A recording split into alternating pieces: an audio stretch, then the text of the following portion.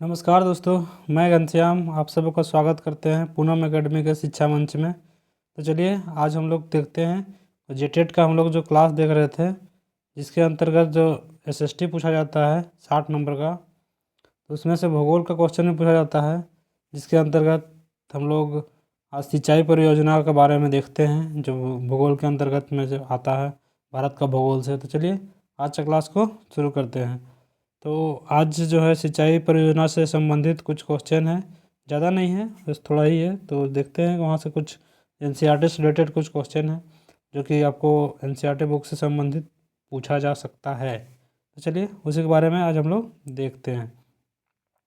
तो सबसे पहला क्वेश्चन क्या है? तो सबसे पहला क्वेश्चन है, भारत में नहर द्वारा सिंचाई में कौन सा राज्य अग्रणी है? यानी भारत एक कृषि प्रधान देश है, यहाँ पे तो खेती एकदम पूरा भर भर के होता है। चावल, गेहूँ, इस तरफ या फिर जाके ईख, इस सब का तो काफ़ी मात्रा में खेती होता है। हमारे यहाँ काफ़ी मात्रा में चीनी मिल सब भी है। तो उसी सिलसिले पे हमारा जो सिंचाई होता है तो वो कौन सा किससे होता है, कितना होता है, वही चीज़ के बारे में क्वेश्चन पूछा जा रहा है। तो चलिए इसका जवाब देते हैं।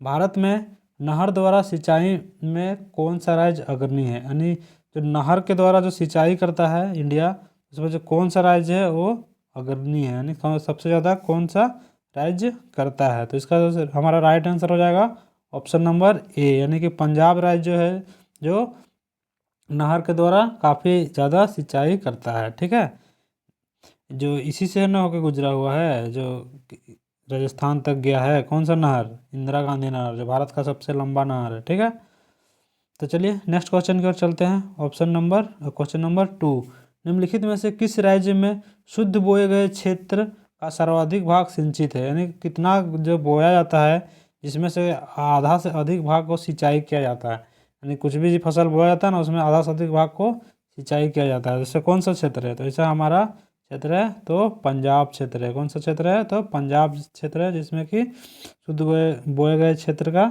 सर्वाधिक भाग सिंचाई के द्वारा ही होता है, क्योंकि उधर प्लेन मैदान है। ठीक है, पंजाब, यूपी, हरियाणा, इस साइड में क्या है? बिहार के बाद पश्चिम बंगाल, इस सब में गंगा के सिंधु नदी तंत्र, गंगा नदी तंत्र और इधर ब्रह्मपुत्र नदी तंत्र से जो है ना हमारा भारतीय मैदान का निर्माण हुआ है। तो वही है, इसका हमारा राइट आंसर क्या हो जाएगा? तो इसका राइट आंसर हो जाएगा पंजाब। ठीक है, नेक्स्ट क्वेश्चन है क्वेश्चन नंबर 3, प्रायद्वीपीय भारत में तालाब में सिंचाई के प्रचलन के लिए निम्नलिखित में से कौन सा कारण सही नहीं है? यानी कि जो कौन सा कारण नहीं है जो तालाब की सिंचाई करते हैं उसमें से। ठीक है, तो चलिए इसका हम लोग ऑप्शन को देखते हैं। तो अप्रवेशीय शैल संरचना के कारण वर्षा जल का अल्प अंतर्सरण, यानी कहने का मतलब है कि जो वर्षा जल होता है उसका जो अंतर्स्रवण हो जाता है, यानी कि शैल संरचना के कारण से। कहाँ? प्रायद्वीपीय भारत में। तो नहीं, ये तो बिल्कुल हमारा सही जगह लग रहा है लगभग लगभग।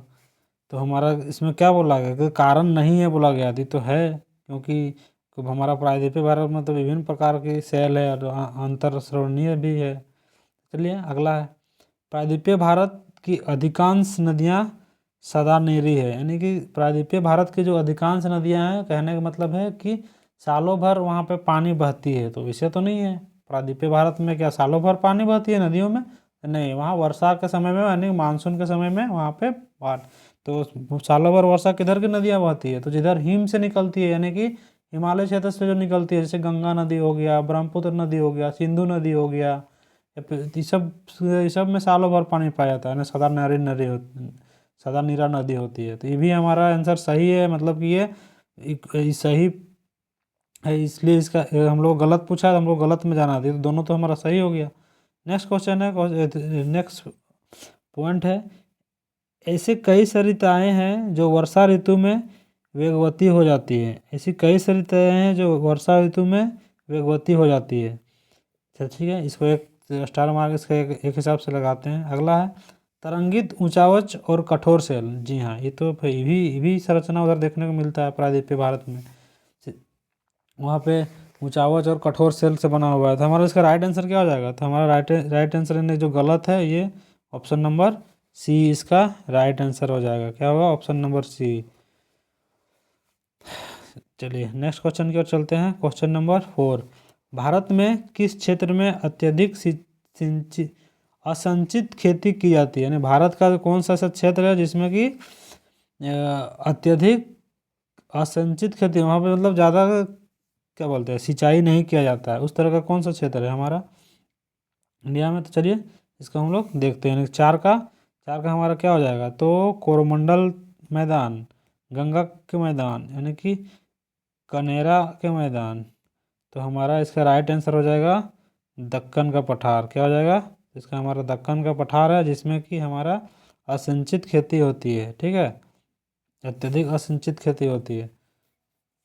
नेक्स्ट क्वेश्चन है, त्रिवेणी नहर में किस नहर की पानी आता है? त्रिवेणी जो नहर है उसमें किस नहर का मतलब कौन सा नदी का पानी आता है किसमें? तो त्रिवेणी नहर में। तो हमारा त्रिवेणी नहर किधर देखने को मिलेगा? तो यूपी साइड में देखने को मिलेगा। तो हमारा यूपी साइड में यहाँ में से कौन सी नदी दिख रही है? तो बिहार में दिख रही है कोसी, मयूराक्षी दिख रही है झारखंड में, सोन भी दिख रही है छत्तीसगढ़ और झारखंड और बिहार का दक्षिणी भाग में। तो हमारा सही जवाब क्या हो जाएगा? सही जवाब हो जाएगा जो गंडक नदी है वहाँ से त्रिवेणी नहर को पानी मिलता है। यानी कौन सा नदी से? तो गंडक नदी से हमारा त्रिवेणी नहर को पानी मिलता है। ठीक है, नेक्स्ट क्वेश्चन है क्वेश्चन नंबर 6, निम्नलिखित युग्मों में से कौन सा सही सुमेलित नहीं है? यहाँ जो दिया गया है उसमें से कौन सा है जो कि सही सुमेलित नहीं है? तो मदनारपुर, यानी कि मिदनापुर। तो मिदनापुर कहाँ नहर कहाँ है? कांसावती नदी में, या फिर तवा प्रोजेक्ट कहाँ है? कृष्णा नदी में, या तो मेट्रो डैम कहाँ है? कावेरी नदी में, या तो उकाई प्रोजेक्ट कहाँ है? तापी नदी में। तो हमारा इसमें से हमारा राइट आंसर क्या हो जाएगा? तो राइट आंसर हो जाएगा तो तवा प्रोजेक्ट है, जो कि कृष्णा नदी पे नहीं है, क्योंकि हम लोग को नहीं पूछा गया है। ये हमारा किधर देखने को मिलेगा? तवा मध्य प्रदेश के आसपास में देखने को मिलेगा। मेट्रो तो कावेरी में है ही, उकाई प्रोजेक्ट तापी में है ही। तो हमारा इसका सही जवाब क्या हो जाएगा? यानी गलत इसमें से कौन सा है? जो कि हमारा इस क्वेश्चन का सही जवाब होगा कि तवा प्रोजेक्ट कृष्णा नदी पे नहीं है, यानी ऑप्शन नंबर बी इसका राइट आंसर हो जाएगा। कौन सा होगा? तो ऑप्शन नंबर बी। ठीक है, नेक्स्ट क्वेश्चन है, स्वतंत्रता के बाद भारत में कुल सिंचित क्षेत्र कितना गुना बढ़ा है? यानी स्वतंत्रता के बाद भारत में कुल सिंचित क्षेत्र का कितना, यानी कि सिंचाई का क्षेत्र कितना, मतलब हम लोग सिंचाई कर पाए हैं, ये कहने का मतलब है उस समय और अभी में। तो 4 गुना हम लोग बढ़ा दिए हैं। कितना? बहुत सारा कुआं खुदा, बहुत सारा नलकूप खुदा, बहुत सारा बोरिंग वगैरह हुआ, बहुत सारा तालाब बना, जिससे हमारा क्या हुआ? 4 गुना जगह को हम लोग सिंचित आज के डेट में कर पाते हैं। ठीक है, नेक्स्ट क्वेश्चन है क्वेश्चन नंबर 8, भारत में वर्तमान समय में कितनी लाख हेक्टेयर भूमि सिंचित है? यानी जो अभी का जो स्थिति है उसमें हमारा इंडिया में कितना लाख लगभग जो क्षेत्रफल है जिसको हम लोग सिंचित, यानी कि कितना लाख हेक्टेयर भूमि को सिंचाई कर पाते हैं। ठीक है, तो उसमें हमारा क्या हो जाएगा? तो हमारा 800 या 850, 900 इसके बीच में जो देगा ना वही हमारा इसका राइट आंसर हो जाएगा। कितना? तो 800 से ऊपर जो भी रहेगा वही हमारा राइट आंसर हो जाएगा। इतना हेक्टेयर भूमि हम लोग सिंचित करते हैं।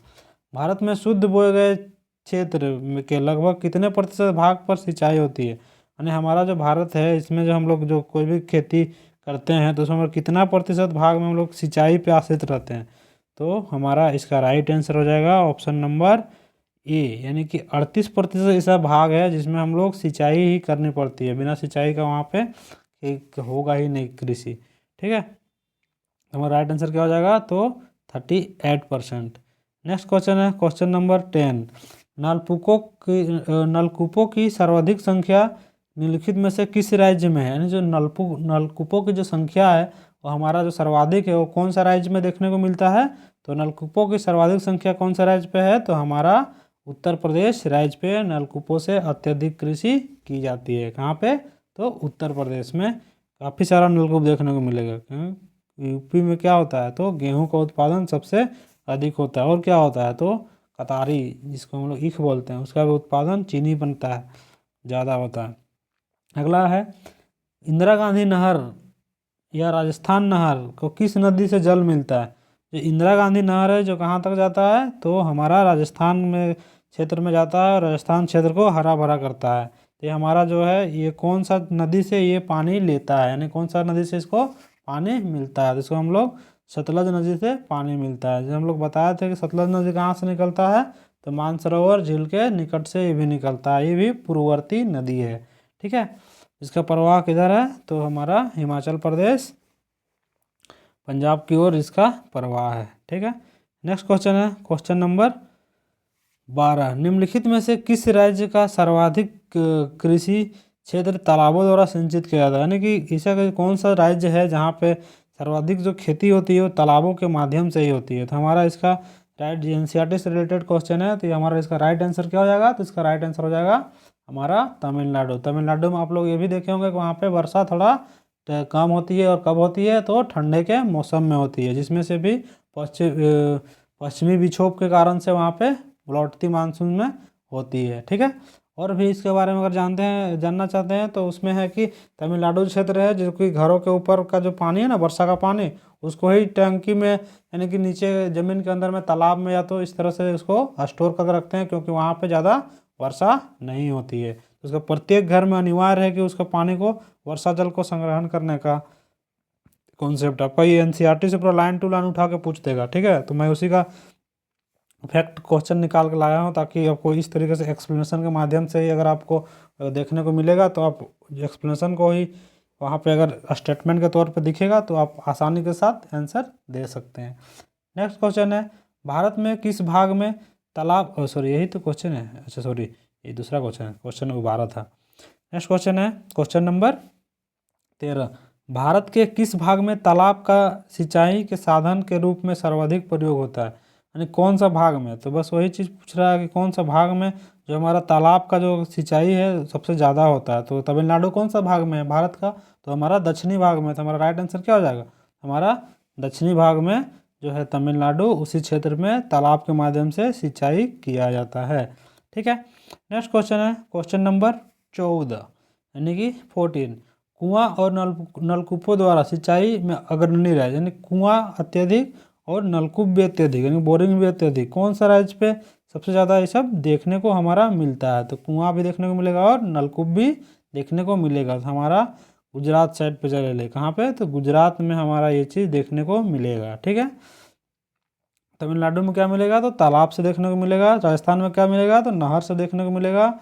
और उत्तर प्रदेश में क्या देखने को मिलेगा, तो वहाँ पे हमारा नलकूप से देखने को मिलेगा। नेक्स्ट क्वेश्चन है क्वेश्चन नंबर 15, भारत की सिंचाई क्षमता का 14.78% पूरा कहाँ से होता है, यानी कि सॉरी 47.78% कहाँ से पूरा होता है, यानी जो पूरे जो सिंचाई है 100%, उसमें से 47% किस माध्यम से पूरा होता है। ये क्वेश्चन हम लोग को पूछा जा रहा है। तो हम लोग क्या है ऑप्शन, मध्यम परियोजनाओं से, वृहद परियोजनाओं से, लघु एवं वृहद परियोजनाओं से। तो इसके लिए हमारा क्या है, बहुत सारा बहुउद्देशीय नदी घाटी परियोजनाएं बनाई गई है, जैसे भाखड़ा नांगल बांध ये सब है, इधर हीराकुड बांध ये सब है, इधर हमारा झारखंड में दामोदर नदी है जिसका डीवीसी है, दामोदर वैली कॉर्पोरेशन, जिसकी स्थापना कब हुई थी, तो 1948 में उसका शुरू किया गया था। कौन किसके तर्ज पे, तो टेनेसी नदी घाटी के तर्ज पे, यूएसए में उसके तर्ज पे। कौन सा नदी पे है, तो दामोदर नदी पे है। कितने बांध है, तो 8 बांध है, जिसमें 4 बड़े बांध है, 4 छोटे बांध है, जिसमें 2 का नाम बताइए, तो 2 का नाम में क्या आ जाएगा, तो हमारा आ जाएगा सबसे पहले सबसे मैथन, कोनार और तिलैया, ये सब है। तो हमारा इस तरीके का परियोजनाओं से, यानी लघु और बृहद परियोजनाओं से हमारा लगभग 47.5 ही मान लीजिए प्रतिशत कृषि का सिंचित होता है। ठीक है, नेक्स्ट क्वेश्चन है क्वेश्चन नंबर 16, भारत में सबसे लंबी सिंचाई नहर कौन सी है। तो भारत की जो सबसे लंबी नहर है, ये तो आपका एकदम पूरा हुबहू एनसीईआरटी का लाइन है, इसको आपको पूछ सकता है एकदम कि कहाँ से है, तो ये कहाँ पे बहती है, कहाँ से निकलती है। इसका मैं जवाब दे चुका हूँ, लेकिन आप अगर ध्यान से सुने होंगे तो ही जाके अब इसका जवाब दे पाएंगे। यानी कि इंदिरा गांधी नहर है, जो किसके पानी मिलती है, तो सतलुज नदी से मिलती है। कहाँ जाती है, तो राजस्थान में जाती है, जैसलमेर के साइड पे। ठीक है, पूरा राजस्थान जो मरुस्थल को हरा भरा करने का काम कौन करती है, यानी जीवन एक दूसरे को देने का काम इंदिरा गांधी नहर करती है। ठीक है, नेक्स्ट क्वेश्चन है, सारण सिंचाई नहर कहाँ से निकलती है, यानी सारण सिंचाई नहर है कहाँ से निकलती है, तो ये हमारा गंडक से निकलती है। कहाँ से? सारण सिंचाई नहर गंडक से निकलती है। सोन में भी सिंचाई नहर है, गंगा कोसी में तो वो तो पूरा एकदम तबाह मचा देती है। आपको नदियों वाला पार्ट दिखेगा तो उसमें आपको डिटेल से सारा कुछ इस सब के बारे में देखने को मिलेगा। मैं उसका भी क्वेश्चन बना दिया हूँ नदियों वाला, आप उससे भी देख सकते हैं, वहाँ से भी आपको क्वेश्चन देखने को मिलेगा। यहाँ पे मैं एमसीक्यू के तौर पे लाया हूँ, बाकी आपको स्टेटमेंट के तौर पे मिलेगा जिसका मैं एक्सप्लेनेशन कर दे रहा हूँ, उसी से आपको वहाँ पे हो जाएगा। ठीक है, अगर क्वेश्चन आता है तो, लेकिन आएगा ही आएगा, भारत का भूगोल पढ़ना है तो आएगा ही ना।